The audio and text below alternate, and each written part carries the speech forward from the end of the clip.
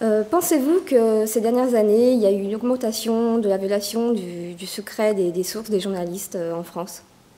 Oui, en tout cas, il y a eu de fortes volontés et de pressions.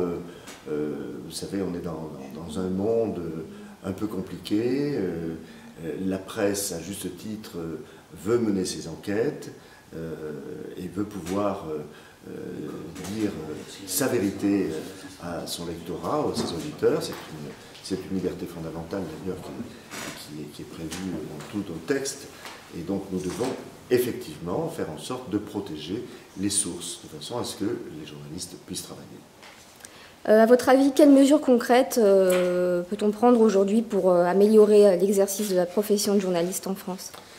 Bon, écoutez, les mesures concrètes, il y en a beaucoup. Elles sont d'ailleurs, pour certaines, contenues dans le projet de loi qui a été présenté au Conseil des ministres et dont nous attendons la venue à l'Assemblée nationale et au Sénat dans les mois qui viennent.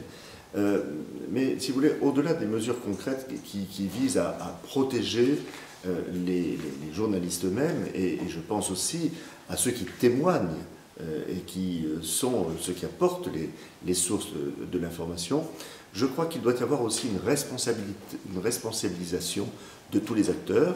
Et moi, par exemple, lorsque je vois la CFDT qui insiste beaucoup sur la charte des droits et des devoirs des journalistes, c'est une notion qui m'intéresse parce que je pense que face à une liberté d'informer, face à une protection des sources, il doit y avoir aussi cette charte des droits et des devoirs qui permet effectivement de donner toute sa crédibilité à la profession.